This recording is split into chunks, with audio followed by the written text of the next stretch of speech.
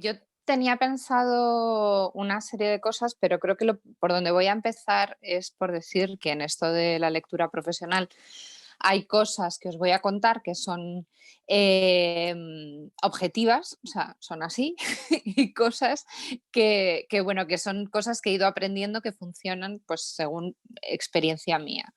Mi primera experiencia como lectora profesional fue a través de una amiga que trabajaba en una editorial cuando yo tenía 19 años, y bueno, pues me echó un cable para pagar la carrera, hacer informes de lectura para la editorial donde ella trabajaba. Y ahí me di cuenta de una cosa, o sea, primera cosa que no es objetiva, sino según mi experiencia. Tan importante como tener un buen lector profesional es saber conocer al lector profesional que tienes delante. Es decir, mm, yo me he dado cuenta en todo este tiempo que he trabajado que los editores o las agencias, porque también hago informes para alguna agencia, eh, conocen tan bien a su lector que pueden llegar a saber, por ejemplo, si esa novela que al lector le ha parecido terrorífica va a triunfar. Exactamente por lo que dice en el informe. O sea, hay veces que el análisis es más o menos objetivo, pero cuando entran en las partes más subjetivas, pues el agente o el editor normalmente sabe si esas partes subjetivas de su lector le van a dar un triunfo o le van a dar un fracaso, ¿no? a ese libro. Y eso me parece muy interesante porque también forma parte de esta cosa tan bonita que tiene la literatura, que tiene una parte muy analizable, pero también tiene una parte un poco, no sé si llamarla incluso mágica, ¿no? Esa conexión a veces un poco emocional con el texto. ¿Qué pasa? Que tú, como escritor, claro, yo tengo aquí como el doble papel, ¿no? Porque por un lado escribo libros y por otro lado, pues los analizo para otra gente, ¿no? Y cuando te quitas el sombrero de escritor y te pones el de analista, eh, tienes que tener en cuenta que el texto que tú tienes delante puede no tener nada que ver con lo que a ti te interesa personalmente o lo que a ti te puede tocar emocionalmente. Pero ese texto puede tener otro público objetivo. Puede tener una salida que no tenga nada que ver con lo que tú harías o con lo que a lo mejor tú personalmente comprarías en una librería. Y entonces, desde el punto de vista personal también es muy enriquecedor porque te hace quitarte toda tu imaginería, o sea, desnudarte de todo lo que tú eres como escritor o como lector no profesional, es decir, como lector de me voy a una librería y quiero leerme este libro, para ponerte otras gafas. Y eso a mí me ha parecido muy bonito y bueno, yo creo que por eso también lo sigo haciendo porque me gusta. Me gusta saber qué es lo que la gente hace, lo que a la gente le interesa y lo que a la gente le interesa contar. Pero claro, por otro lado, el hecho de ser escritora también me hace saber que cuando uno acaba un texto, para empezar, tiene que hacerse dos preguntas. ¿Qué es lo que querías hacer cuando empezaste a hacer este texto o bueno, a veces cuando uno empieza a proyectar el texto no sabe muy bien lo que está haciendo, pero siempre hay un punto en el que tienes que saber qué es lo que quieres hacer. Entonces, esa pregunta de qué es lo que quería hacer, te la tienes que hacer. Y luego también y finalmente, ¿qué he hecho? ¿Qué pasa? Que un libro lleva mucho tiempo, lleva mucho esfuerzo y has volcado en él una cantidad de horas, de energía, de emociones, de obsesiones. De hecho, yo creo que un libro que el escritor no haya volcado en él todas esas cosas, no, siempre le va a faltar algo, ¿no? No va a estar completo si el escritor no ha puesto toda su energía en que eso exista, ¿no? ¿Qué pasa? Que es imposible ser objetivo con algo en el que has empleado tanta emoción, tantas horas, tantas obsesiones. Entonces, es muy fácil saber qué es lo que querías haber hecho, aunque lo hayas decidido por el camino. Pero lo que no es para nada fácil es saber si al final eso que has acabado haciendo se parece lo más mínimo a lo que tú querías hacer.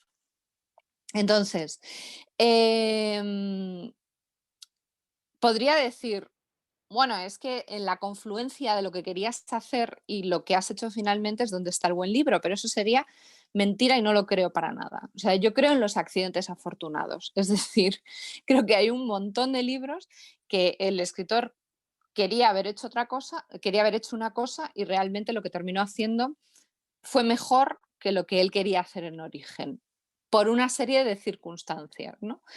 Entonces,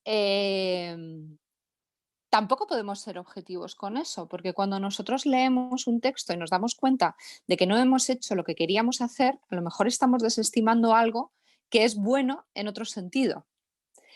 Con lo cual necesitamos ojos externos. Es muy importante que alguien llegue y nos diga, em, bueno, pues has conseguido lo que querías hacer, no has conseguido lo que querías hacer o has conseguido otra cosa que a lo mejor es mejor o es igual de buena que lo que tú pretendías. O no has conseguido ni una cosa ni la otra, pero em, hay cosas salvables o esto se puede hacer de esta otra manera. O bueno, realmente yo creo que la literatura consta de muchísimo trabajo y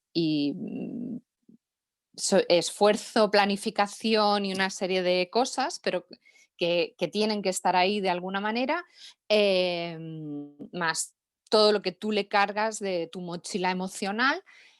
Pero incluso antes de llegar al que va a leer, o sea, al otro lado de la comunicación, al que va a leer ese libro, yo creo que no hay que desestimar el componente azaroso. A mí hay una cita que me gusta mucho de Borges, porque Borges, cuando hizo el análisis de la Eneida de Virgilio, dijo que la mayor parte de las obras maestras eran fruto del azar o la negligencia. Y que, bueno, pues que Virgilio realmente se había propuesto hacer una obra maestra y lo había conseguido. Y que eso era algo que muchas veces no coincidía, ¿no? Entonces, bueno, yo tampoco voy a decir que todos podemos hacer una obra maestra ni que todos estamos capacitados para tener un accidente afortunado, pero lo que sí creo es que si hemos tenido ese accidente afortunado es bastante probable que no nos demos cuenta. Y eso es algo, es un factor que yo creo que hay que tener en cuenta a la hora de tener el libro acabado y necesitar que otra persona lo lea y lo mire de una forma que nos ilumine todos esos puntos ciegos que nosotros no vemos. A ver, yo lejos de pensar que no sirve de nada pasarle tu libro a la prima de Móstoles, yo creo que sí sirve. Lo que pasa es que yo creo que sí sirve para cosas distintas. O sea, yo creo que hay que separar, o sea, yo creo que para cada libro que uno escribe tiene que tener 5 lectores de confianza previos a lo que es el lector profesional. Y, bueno, eso tiene que tener, bueno, es lo deseable. Es lo deseable, lo que pasa es que no siempre ocurre, no tenemos el tipo de gente necesaria o no manejamos o no sabemos a quién recurrir, no conocemos suficientemente como lectores a la gente que tenemos alrededor. Pero yo creo que antes de llegar al lector profesional, y esto a lo mejor parece una tontería, pero luego yo creo que el lector profesional lo puede agradecer si se le pega una corrección al libro antes de que le llegue.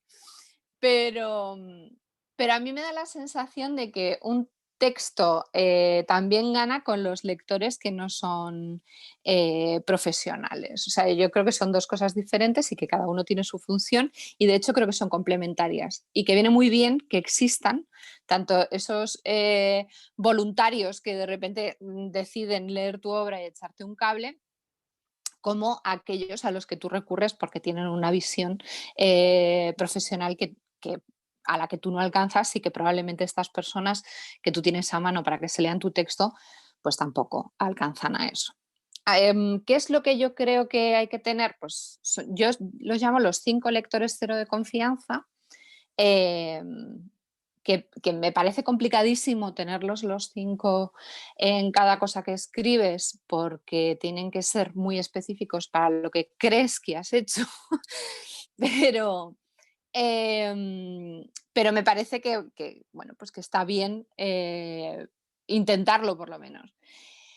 El primero, pues lo llamo el loco de la ortografía y la gramática.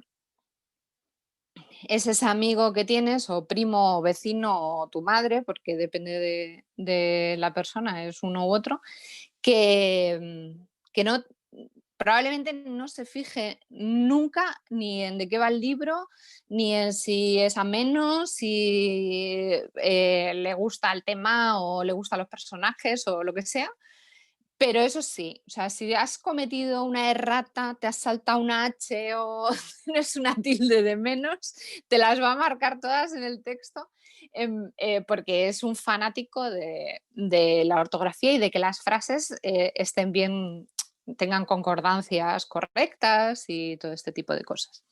Este, que es el lector voluntario, que más agradecemos luego los lectores profesionales. Es como, por favor, cada vez que llega un manuscrito que está bien escrito, no sabéis, bien escrito quiero decir correcto, o sea, con que las concordancias en femenino, masculino, singular y plural bien hechas, sin comas entre sujeto y predicado, con las tildes en su sitio. Es dificilísimo que pase, pero cada vez que pasa es un descanso y es una felicidad. Entonces, pues si hay alguien que te echa un cable, porque yo también entiendo que se supone que todos sabemos leer y escribir y que eso debería, que nos deberían haber enseñado a escribir correctamente, pero cuando uno está escribiendo algo que le emborracha, mm, sabe cómo debería estar escrito en su cabeza.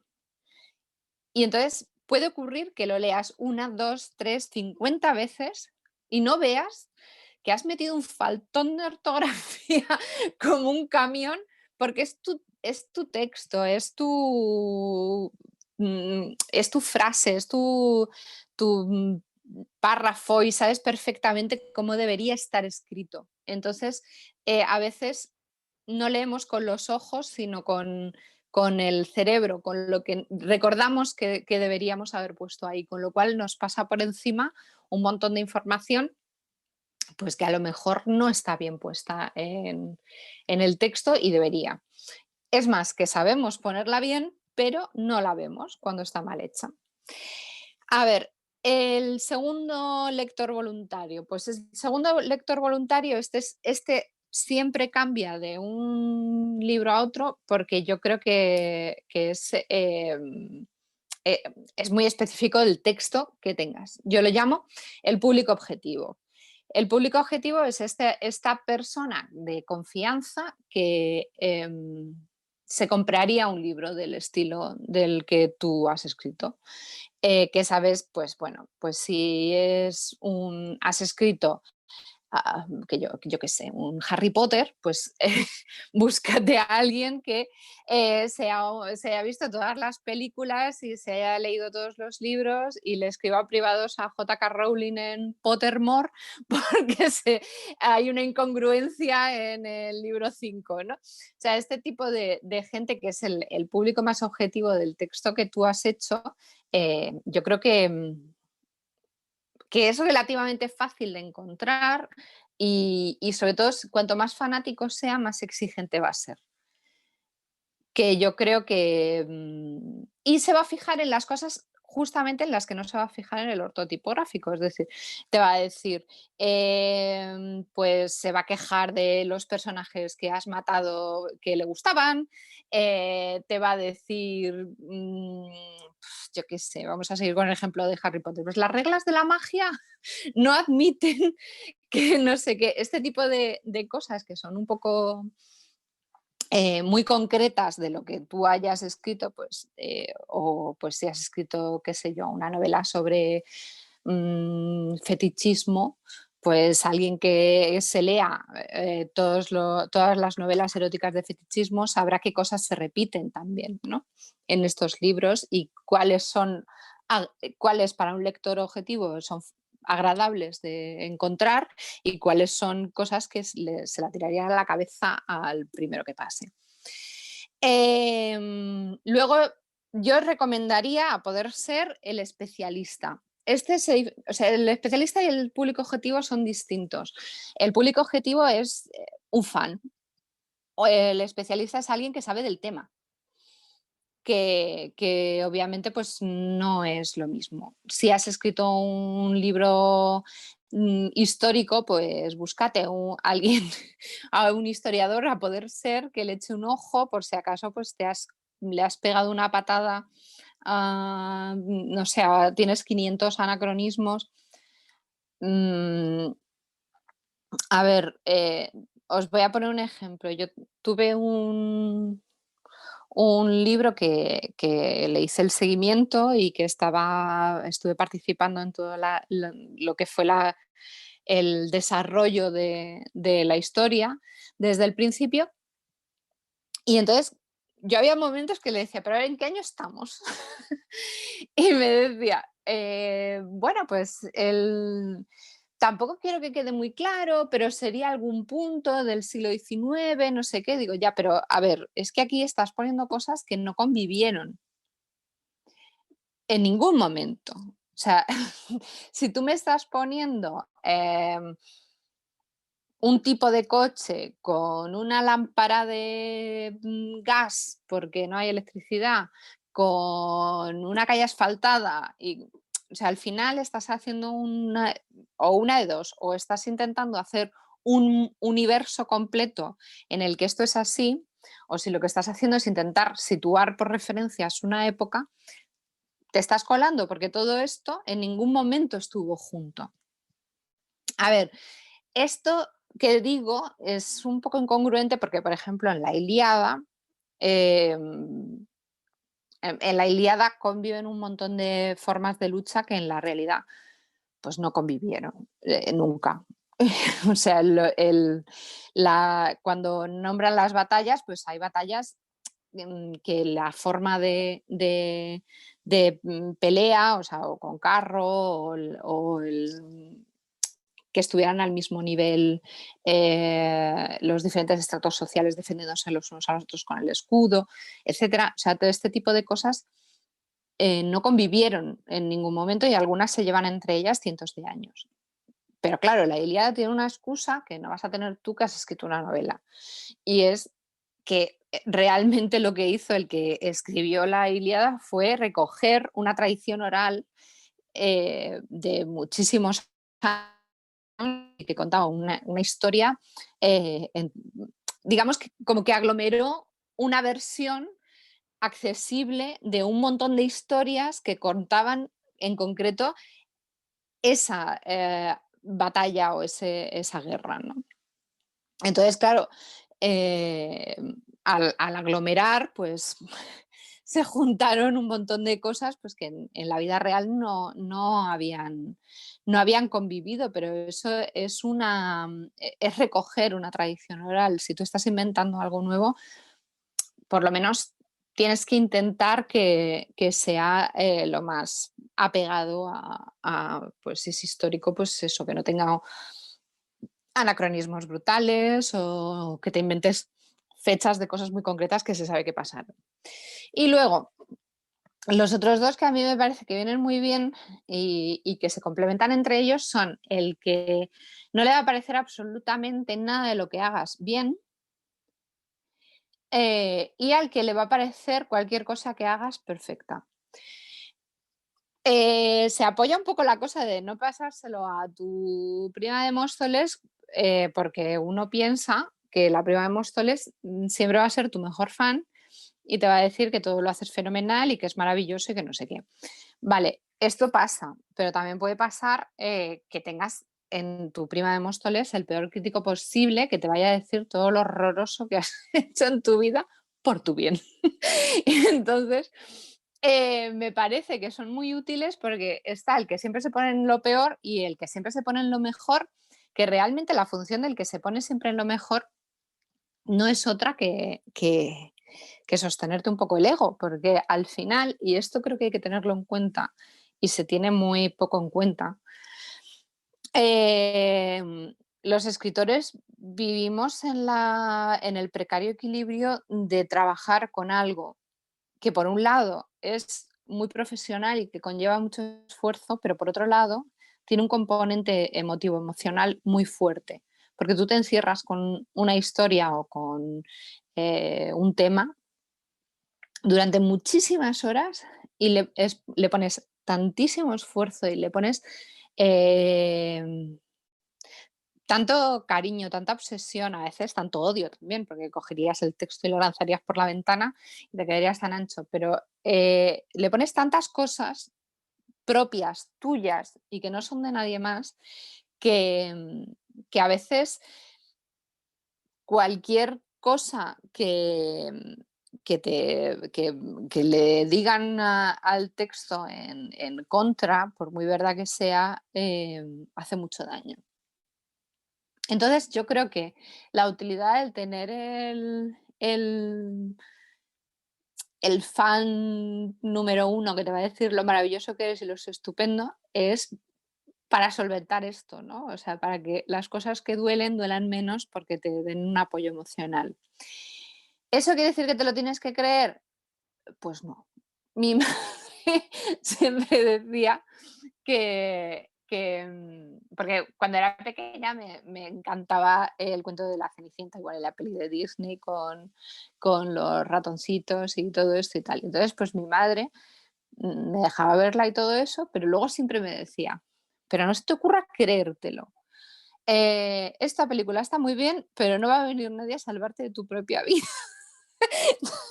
Y entonces, con esto es un poco lo mismo. O sea, es verdad que es muy útil tener cerca o sea, están los que te van a mejorar el texto ortotipográficamente, gramaticalmente, que te van a mirar, pues el especialista que te va a mirar los anacronismos, que te va a mirar si hay algún libro sobre el tema que no te has leído. El que va a ser el público objetivo, pues que te va a mirar todas las cosas de las que el público objetivo se va a poder quejar, etcétera, etcétera.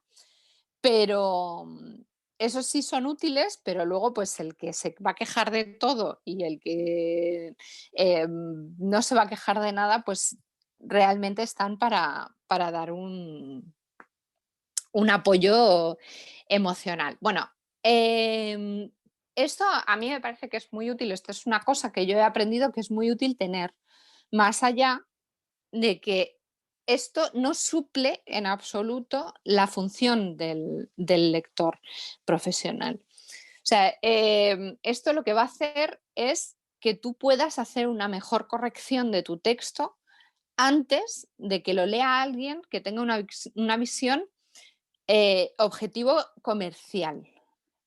¿Por qué digo esto?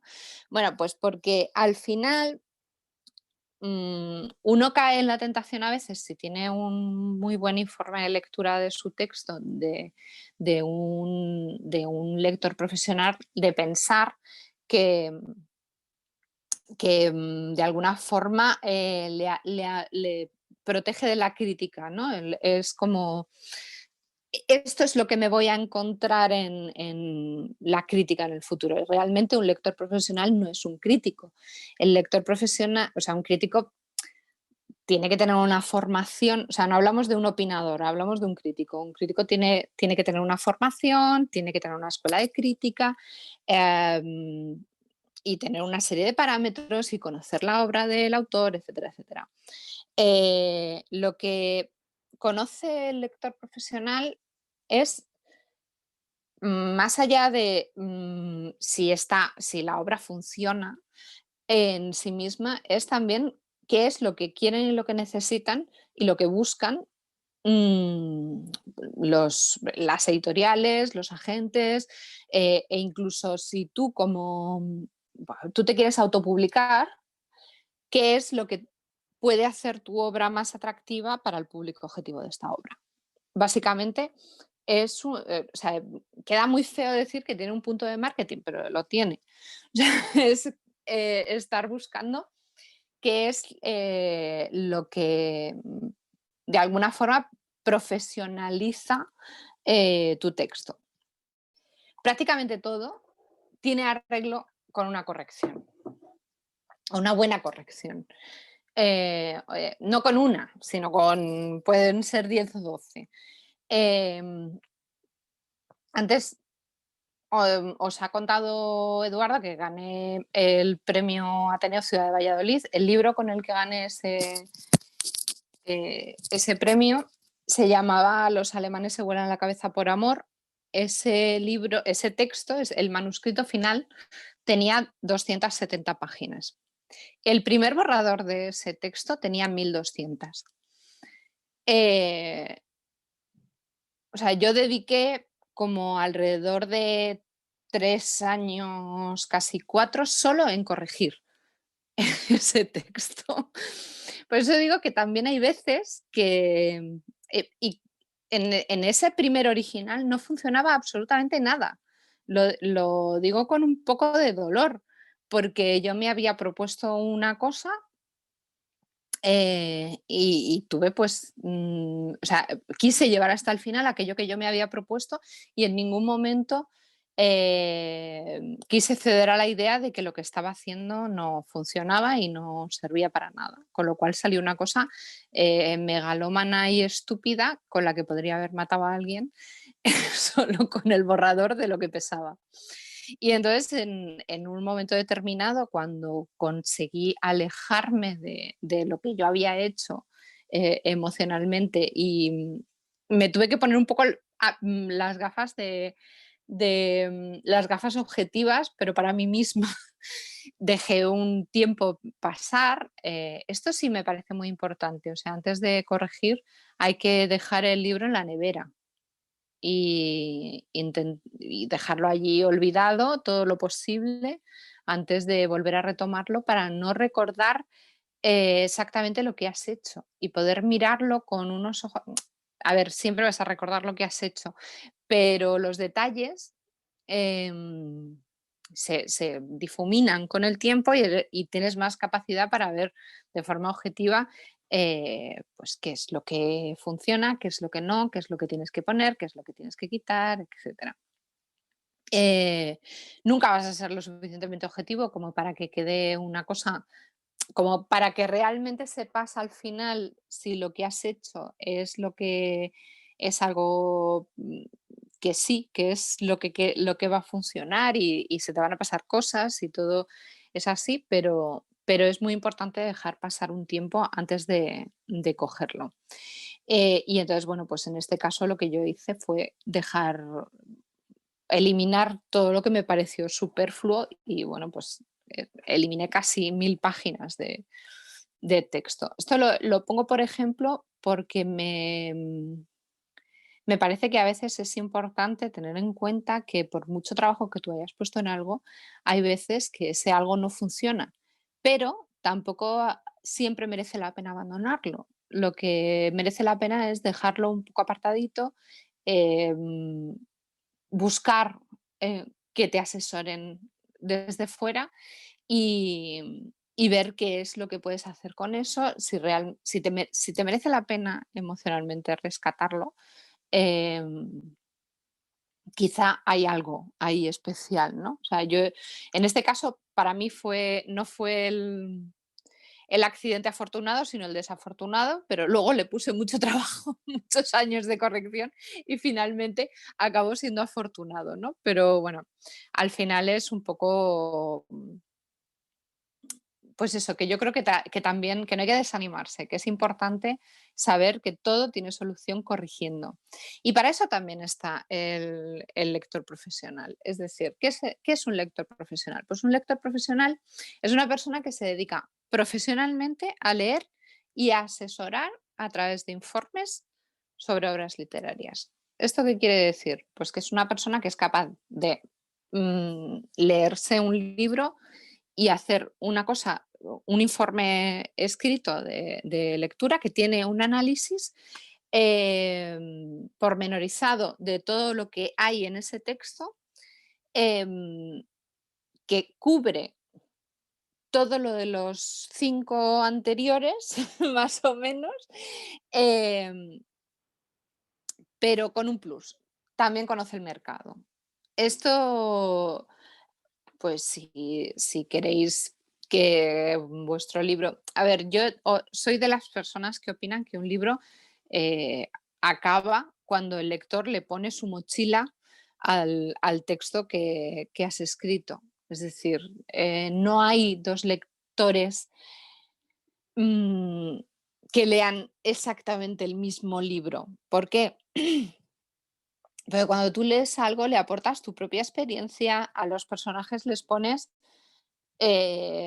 los rasgos que tú quieres y que están dentro de tu cabeza y en tus emociones y en tu corazón y en tu imaginación, con lo cual el de al lado no le pondría los mismos. Esto parece una perogrullada, pero a mí precisamente es lo que más me parece interesante de, de escribir algo, que es qué es lo que aporta el que lo está leyendo. A mí me encanta conversar con la gente que se lee mis libros porque ven cosas, a vez a veces ven muchas cosas que yo he puesto en el libro y que no sabía que había puesto. Y otras veces ven cosas que no las he puesto, pero las han aportado ellos y no saben que las han aportado. Creen realmente que estaban en el libro, ¿no? Entonces es una cosa completamente maravillosa y que creo que establece una comunicación, bueno, y que el libro, al final, el objetivo del libro es que haya una persona al otro lado de este libro que lo lea y aporte su parte subjetiva y lo que ha vivido al texto que tú has hecho, ¿no? Em, entonces, tú puedes querer publicar en una editorial comercial o puedes querer que un agente, no sé si habéis hablado de lo que son los agentes y todo esto. Un agente finalmente es como un intermediario que lee tu obra y la mueve en el mercado, o sea, es el que hace el que de alguna forma vende tu obra a las editoriales y bueno, pues también tramita los derechos de tu obra en otros países, etcétera.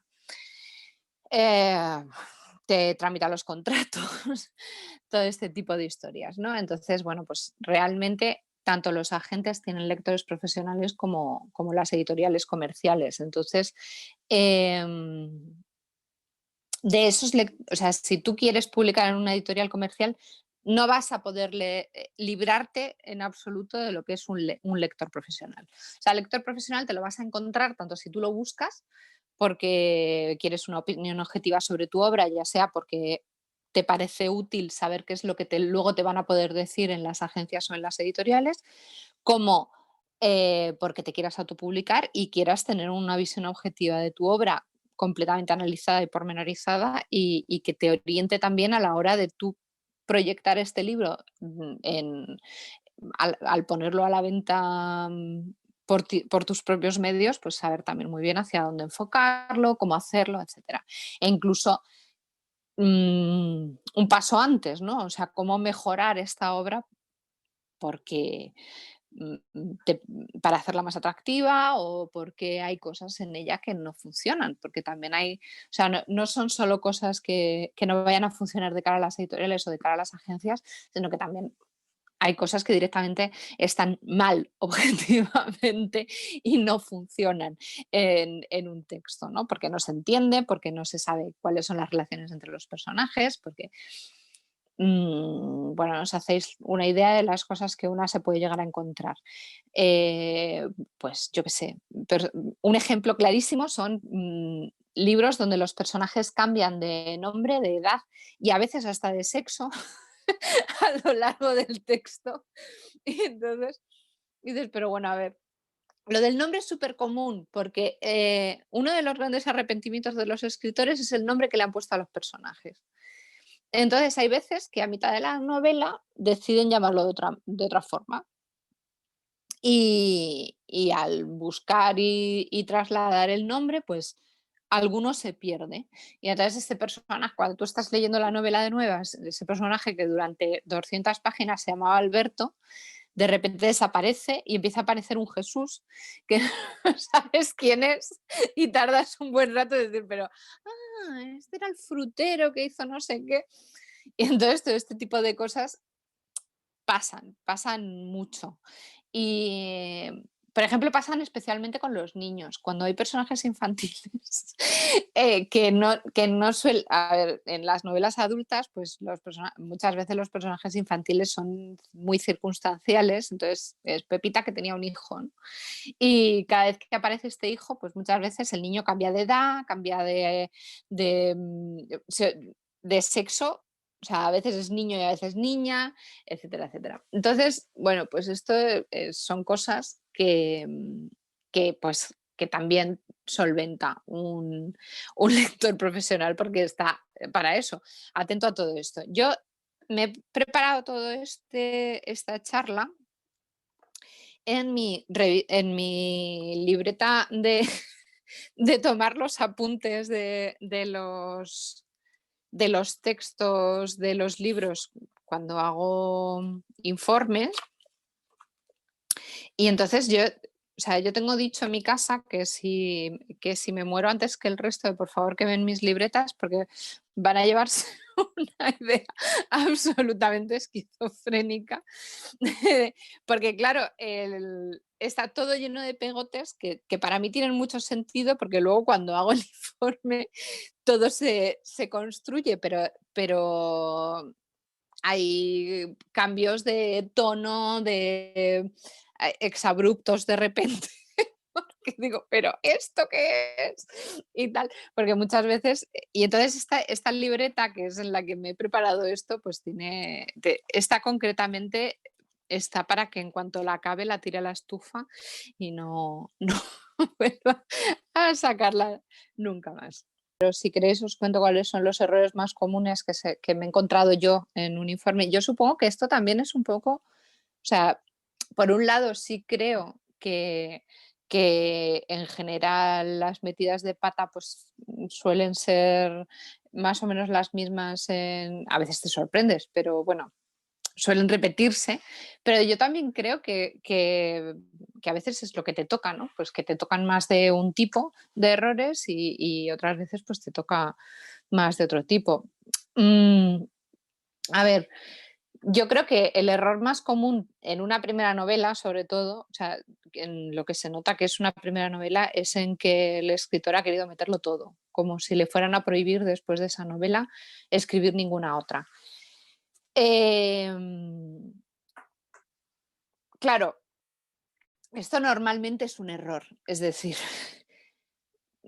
tranquilízate un poco, o sea, no hace falta meter todos los temas, todo lo que te interesa, todo lo que sabes de todas las cosas en un solo texto, ¿no? Em, pero claro, es que hay veces que también hay quien consigue que funcione, con lo cual esto es el menor de los casos, o sea, funciona uno de cada 1000 que te encuentras que lo han metido todo, pero, pero sí me da la sensación de que hay gente que tiene la capacidad de conseguir hacer funcionar cosas muy dispares y hacer malabares con un montón de temas, de personajes y de historias y que eso al final cuaje y sea algo que merezca la pena, con lo cual, bueno, es un error entre comillas.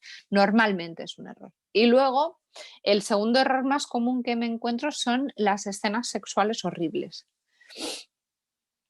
Em, ¿Qué necesidad? O sea, si no sabes escribir una escena sexual, no la metas, elimínala, no hay ninguna necesidad, porque normalmente una escena sexual está ahí por gusto, no porque aporte algo a la trama. Alguna vez ahí aporta algo a la trama, o bueno, si es una novela erótica, pues obviamente aporta porque sustenta parte de la trama, pero para escribir una novela erótica pues tendrás que saber escribir escenas sexuales. Entonces, las metáforas sexuales ridículas, los pechos turgentes y es que además muchas expresiones suelen repetirse de las espantosas, ¿no? En una escena en una escena erótica o en una escena de cama. Y normalmente la gente que no sabe escribirlas tiene tendencia además a hacerlas muy largas, con lo cual es doblemente vergonzante porque sigues leyendo aquello que no lleva a ningún sitio y que, bueno, normalmente suelen fallar porque la gente que no sabe cómo manejar una escena sexual y tiende a ponerse cursi. Y entonces, aquello pues acaba siendo o muy cursi o muy soez. Y entonces aquello acaba siendo una cosa muy ordinaria o un conjunto de florituras que no tienen ningún sentido y de metáforas de penes que bueno, pues no vienen a cuento de nada. Y esas 2 son las 2 cosas que más me encuentro. Luego, pues hay cosas que son más de lo que yo llamo de baqueteo. Eh, pues personajes o cosas muy llamativas que aparecen de repente en la trama y no aparecen más. Em, pues, Deus ex machina a patadas, o sea, es como ahora de repente me viene bien que esto se solucione así y me saco de la manga este personaje que nunca antes había aparecido o que el personaje principal de repente sabe artes marciales.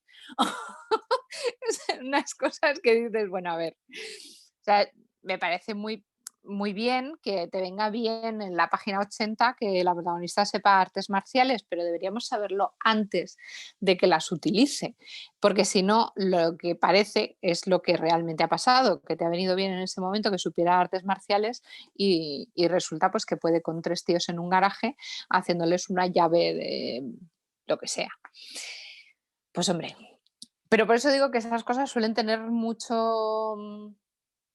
buena solución en una corrección, porque si de verdad necesitas que tu personaje sepa artes marciales, pues con ponerlo desde el principio o darle una utilidad práctica o que la veamos salir alguna vez de judo, pues lo tienes solucionado. No tiene por qué aparecer eso espontáneamente y de repente cuando te hace falta, ¿no? Y luego hay una cosa que a mí me parece fundamental y que lo digo siempre y que a la gente le hace mucha gracia, pero a mí me parece de cajón, que es que hay veces que te protestan cuando tú les dices, mira, es que esto no puede ser así porque no es coherente con la trama. Y entonces la gente te dice, es que la vida no es coherente. O la gente no es coherente. Es como, ya, pero es que la literatura tiene la obligación y los personajes de ficción tienen la obligación de ser más coherentes que la realidad. Es decir, cosas que pasan completamente absurdas en la vida real, bueno, a no ser que estés escribiendo una novela del absurdo, es decir, o sea, tú estás escribiendo La guía del autoestopista galáctico, que es una novela de nonsense inglés espacial, en la que se puede salvar el mundo por salir de tu casa con una toalla, pues bueno, a ver, la coherencia interna está precisamente en que no hay coherencia. Pero si tú estás escribiendo una novela normal y corriente en la que suceden cosas que pueden ser más o menos fantásticas, pero que tienen que tener una coherencia, tiene que haber una causa-efecto, los personajes tienen que tener una evolución lógica y que cualquiera que lo lea desde fuera se pueda enterar. Y luego, mi favorito de todos los errores, porque es el que es más difícil hacerle entrar en la cabeza a la gente cuál es la solución, que es el fanatismo por la elipsis. Para hacer una elipsis hay que saber hacerla. Y para saber hacerla hay que saber qué es lo que estás quitando. Os sorprendería saber la cantidad de gente que escribe un texto y lo que no pone en el texto no está tampoco en su cabeza. Y entonces, claro, tú le explicas, no, a ver, para quitar algo, tú tienes que saber qué es lo que estás quitando. Porque si dejas un hueco en un texto, si haces un salto temporal, si hay algo que el lector tiene que poder deducir, tú tienes que saber qué es eso que el lector va a poder deducir, porque si no lo sabes tú, el lector va a ser incapaz de deducirlo. O sea, no puedes dejar, una cosa es una elipsis y otra cosa es un agujero. Y la gente los confunde y los confunde muchísimo. O sea, cuando dices, bueno, ¿y aquí qué falta? Y no te saben responder, y te puedo asegurar que no te saben responder. O sea, si yo no sé qué es lo que falta, normalmente en el 90% de las ocasiones no me saben responder qué es lo que falta. Y dices, bueno, pero es que no hace falta porque voy a hacer un salto temporal o es que voy a hacer no sé qué, ya, pero es que no se entiende lo siguiente, porque se supone que debería ser una elipsis, pero lo que has hecho es dejar un agujero, un hueco en la trama. Y eso no se puede hacer. O sea, el lector, creo que se confunde muchas veces el dárselo todo masticado al lector con con, con el que, el texto sea coherente narrativamente. Y entonces, claro, o sea, si tú hay cualquier cosa que pretendas eliminar, tienes que saber qué es lo que estás eliminando. Si un texto tiene que tener varios niveles de lectura o tiene que tener diferentes lecturas o tiene que tener un final abierto, puede quedar muy abierto en el texto, pero tú tienes que tener tu opción clara. Probablemente los lectores tendrán la tuya, la suya, la del vecino, otras 500 que ni siquiera se te habían pasado por la cabeza. Pero lo fundamental es que para que un final abierto o una elipsis funcione, la opción mm, tiene que estar clara en tu cabeza, porque es la única forma de que des todas las pistas posibles para llegar a conclusiones. No te digo a las conclusiones del escritor, digo a conclusiones, a las que sea. Y esto, pues muchas veces se agarran a, no, es que no quiero dejárselo todo masticado, es que para hacer lo que yo te estoy diciendo no hace falta dejarlo todo masticado. Hay mucha información que puede eliminarse, que puede sugerirse, que puede dejarse abiertas a interpretaciones, pero en tu cabeza siempre tiene que estar muy claro, porque si no está claro en tu cabeza, el lector jamás va a ser capaz de sacar una conclusión. Solo va a haber un agujero. Y esto además es lo más difícil de convencer al de enfrente que se tiene que arreglar o que se tiene que solucionar.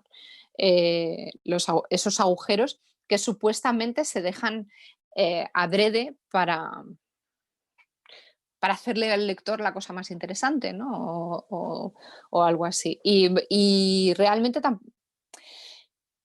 no en todos los textos se puede practicar la elipsis para hacérselo más interesante al lector. Hay otras muchas técnicas. Esto es una cosa que queda muy moderna y que tiene mucho que ver también con las nuevas formas de leer. El hecho de leer el libro en papel es muy perfecto porque está estudiado el tipo de caja que tú le pones al libro y todo para que se canse lo menos posible la vista cuando lees. O sea, hay unos parámetros para hacer un libro.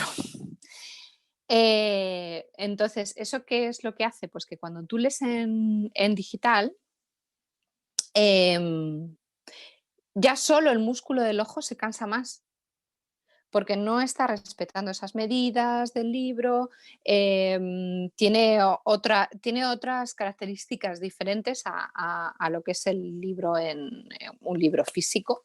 eh, con lo cual, eh, soportamos mejor en digital, pues narraciones más cortas, con frases menos complejas. O sea, un tipo de esto es una o sea, es parte de nuevos movimientos literarios, tienen mucho que ver con nuevas formas de leer por todo esto que os estoy contando. Es muchísimo más complejo de lo que yo os estoy contando, o sea, estoy haciendo un resumen así un poco somero, pero va por ahí.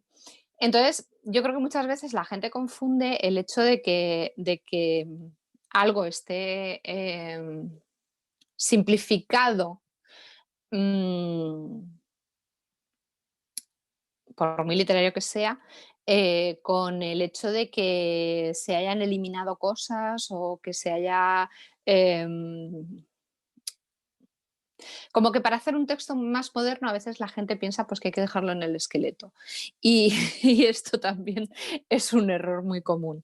Y no tiene nada que ver. O sea, por ejemplo, Marguerite Duras era una escritora que ahora mismo sería muy moderna, porque el tipo de narración que hacía, que era muy breve, con frases muy sencillas, todo muy directo, era algo que ahora podría encajar muy bien y sin embargo las historias que hacía tenían 2, 3, 5, 25 lecturas, unas metáforas brutales y tenía muchísima carga literaria, independientemente de que lo que estuviera haciendo aparentemente fuera muy sencillo. En apariencia era sencillo, pero en realidad era muy complejo. Y ahí es donde yo creo que está un equilibrio atractivo en este tipo de literaturas así más modernas y que no tienen por qué pues, dejar agujeros como un Gruyère.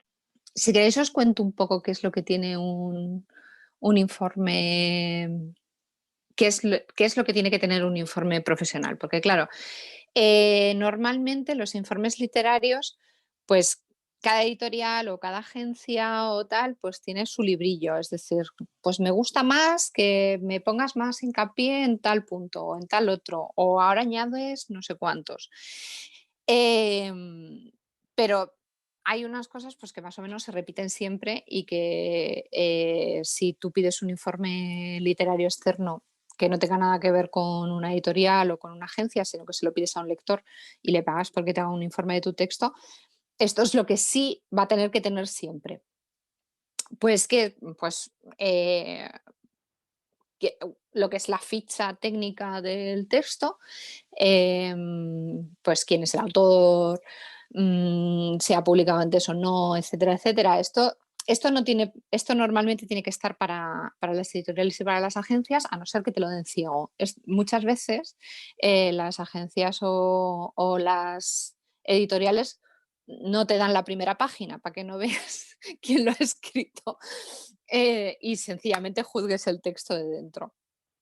Y luego, pues tiene que tener una sinopsis de la obra, mm, que es, pues bueno, de qué va así una sinopsis cortita, que podría ser el equivalente un poco a lo que iría en la contra del libro si el libro se publicara. Luego, hay editoriales y agencias a las que les gusta que les hagas un repaso completo del libro, es decir, ¿qué es lo que pasa? ¿Qué es lo que pasa en el libro entero?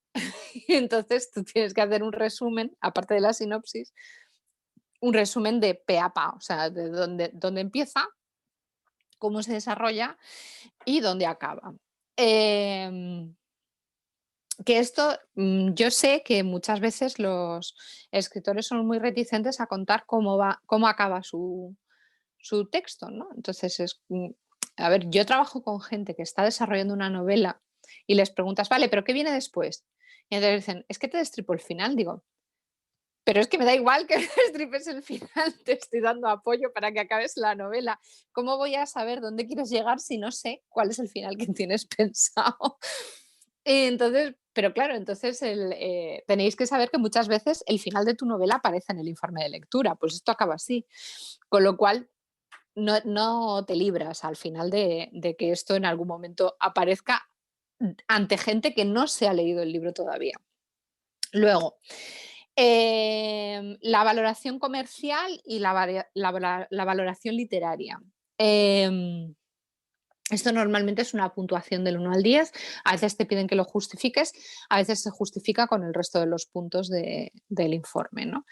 Em, y luego, pues ya dependiendo del tipo de editorial, de agencia o de lo que sea, pues les interesará más que sea más literaria o que sea más comercial o que esté en un punto medio, haya un equilibrio entre las dos cosas, etcétera. Y luego a ti como autor, pues saber qué tipo de público le puede interesar. Eso es clave, saber si tu novela es más literaria, es más comercial o es las dos cosas. Y también para saber si eso se corresponde con lo que tú habías pensado al proyectar el libro. Luego, pues también tiene que estar número de páginas, la longitud del libro, género y posible público objetivo. Pues el género a veces es muy difícil de definir, pero bueno, yo hago como las fichas, cuando es muy difícil decir, porque no se ajusta exactamente a un género, no es fantástica o no es negra o no es romántica o algo así. Yo suelo hacer como en las fichas. ¿Habéis visto alguna vez las fichas de Film Affinity? Que te da como 4 o 5 acepciones, que te dice, pues qué sé yo, Blade Runner, y te pone ciencia ficción, drama, futurismo, no sé qué. Y entonces te hace como para que vayas directamente a los enlaces de ese tipo de películas, ¿no? Pues cuando a mí me resulta difícil de encuadrar en un solo parámetro, o sea, porque no es totalmente negra o no es totalmente romántica o no es totalmente de ciencia ficción o lo que sea, pues entonces lo que hago es poner to- em, como todas los casilleros donde se podría colocar, porque tiene un poquito de esto, un poquito de esto y un poquito de esto, o un poco de todo mezclado, porque realmente ahora mismo es muy, muy difícil encontrar novelas que solamente tengan un género.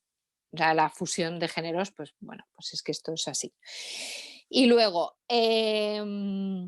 si estás haciendo el informe para un escritor o para una agencia, también suele ser interesante que pongas a qué tipo de editoriales crees que le podría interesar. Es decir, si en el caso del autor quiere presentarlo a una editorial comercial, o en el caso de la gente, pues porque claro, en este caso la gente ejerce de intermediario para hacer exactamente lo mismo, o sea, es decir, llevarlo a las editoriales en las que cree que podría encajar.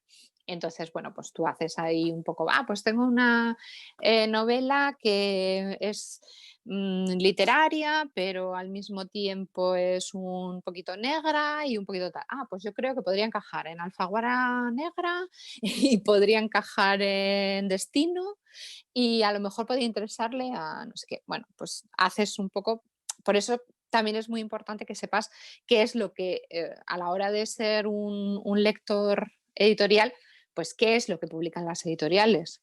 Estar atento a lo que,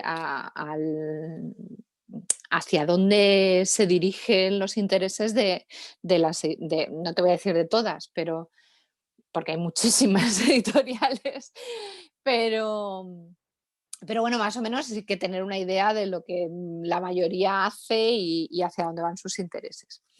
Luego,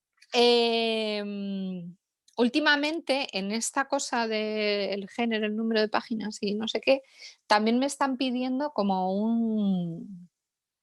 una especie de leitmotiv, ¿no? O sea, sería como una cosa de cómo podría venderse de alguna manera. O sea, no solo ya, pues es una novela de género negra,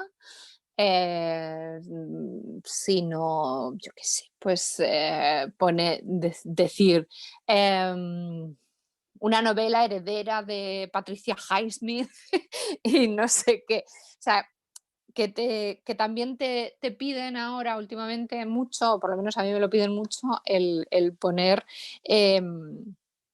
pues si recuerda algo, si hay algo que podría resaltarse, que pudiera reconocerse como de un solo golpe. Es decir, pues es una mezcla de... eh, esto yo, a ver, si soy sincera, no sé si me lo piden a mí personalmente porque saben que se me da bien. Por porque me han oído, o sea, la gente con la que hago informes me han oído muchas veces cuando me han dicho: "Bueno, y esta novela", antes de pasar el informe físico, "¿y a ti qué te ha parecido?", y tal. Y entonces yo hago muchas comparaciones. Entonces digo: "Bueno, pues es que es una mezcla, de, yo qué sé, de Los Goonies y El Resplandor", y saben perfectamente de qué les estoy hablando. Entonces, ahora me piden que lo ponga en los informes. Y entonces no sé si lo hacen porque piensan que a mí se me da bien o porque creen que es una forma más atractiva de exponerlo o de tener una idea general antes de ponerse a leerse la novela. Y, a ver, pues también es muy importante saber el contexto de la novela, es decir, dónde y cuándo se desarrolla. Si es una novela actual, si es una novela que pasa en algún punto de la historia o en algún punto del futuro, y si es en un país real, cuál, o en un país inventado, o en un planeta exterior, lo que sea, el contexto total de la novela. Em, y luego, pues sería esto también hacer un resumen pues muy claro. Yo tengo, por ejemplo, aquí apuntado. Es una novela que se desarrolla en la Valencia de los años 60 y en el contexto de los movimientos universitarios antifranquistas. Pues estás situando espaciotemporalmente la novela de forma total. Cuando ya tenemos el qué, el dónde, el cuándo, pues falta quién, claro, es como los personajes. Yo aquí siempre hago como dos bloques, cuando está muy claro, a veces no está tan claro, entre personajes principales y personajes secundarios. Los personajes principales, pues, que son los que sostienen la acción principal. ¿Quiénes son? Si están bien desarrollados, si no están bien desarrollados, qué tienen de especial. Em, un poco hablar de la psicología de los personajes principales.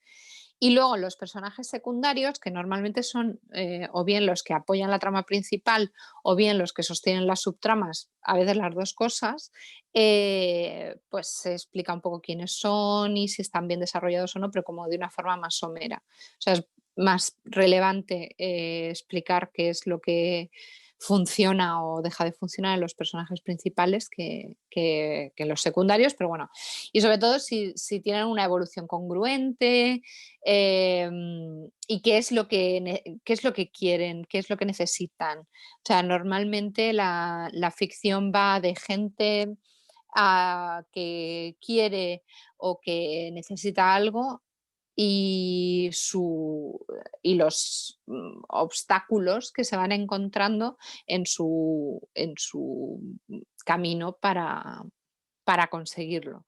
Y luego la conclusión es si lo consiguen o no lo consiguen.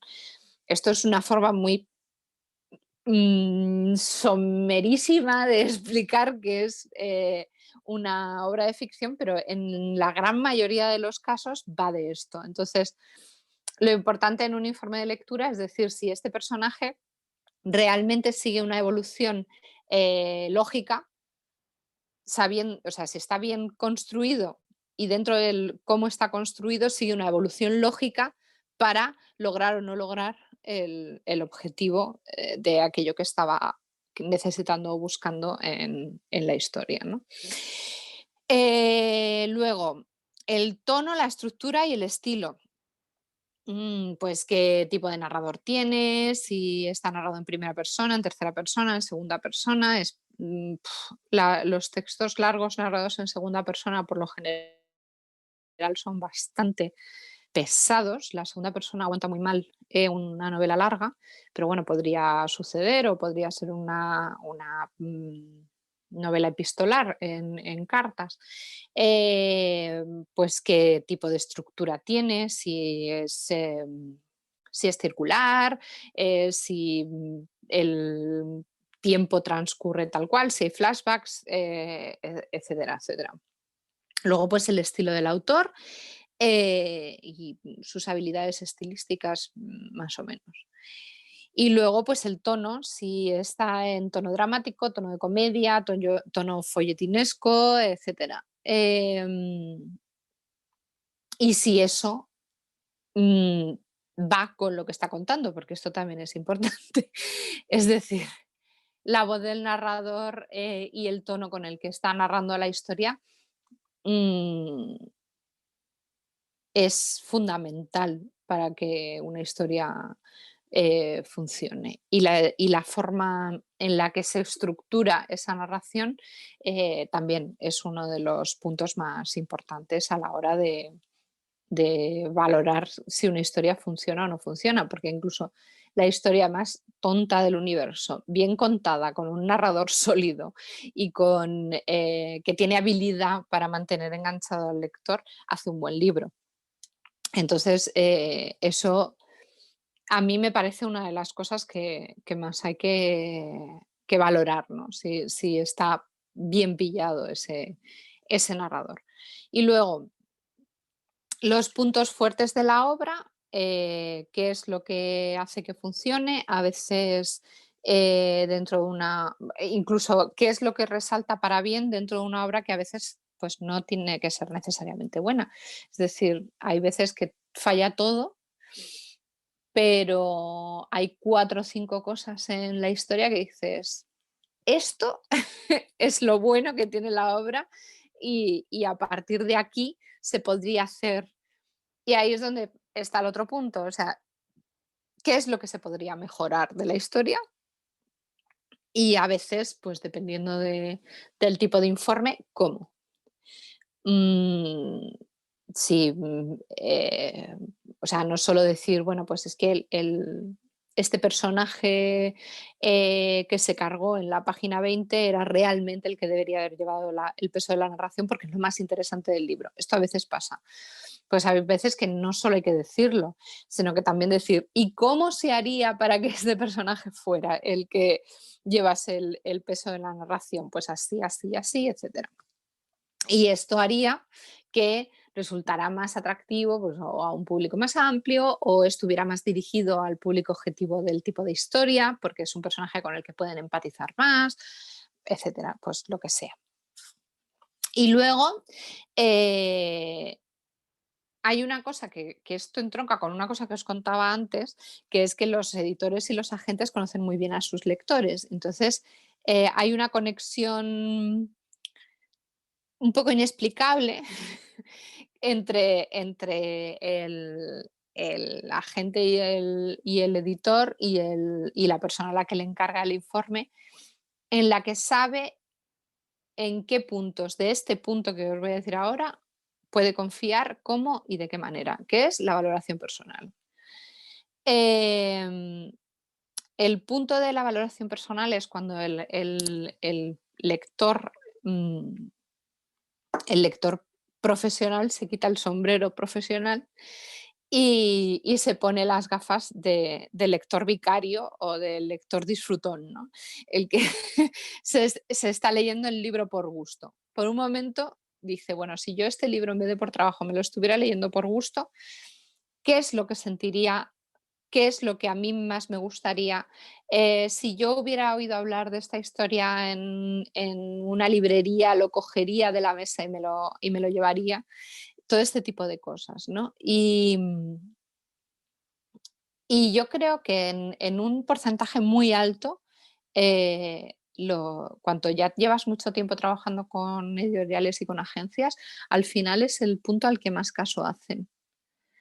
Porque en un sentido u otro, pero es el que más analizan, porque ahí es donde conocen al lector y dicen, bueno, pues es que el lector que me dice, em, A mí estos personajes me han parecido fascinantes y he estado emocionada todo el libro.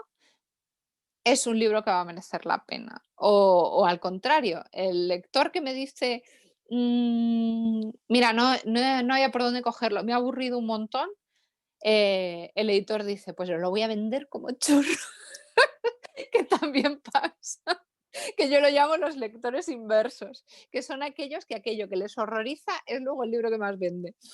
Y que las editoriales también los tienen, o sea, porque son capaces de hacer una lectura objetiva con un informe absolutamente objetivo, pero cuando les piden la parte subjetiva, suele coincidir que lo que a ellos les gusta, pues suele ser cosas muy minoritarias que luego no funcionan y al revés, o sea, las cosas que les parecen un espanto son las cosas que luego funcionan, ¿no? Y ese lector pues también existe. Y por eso yo creo que también existe esa conexión con, con los editores y con los agentes, pues que saben que su lector es así, ¿no? Y saben si hacerle caso en un sentido o en otro.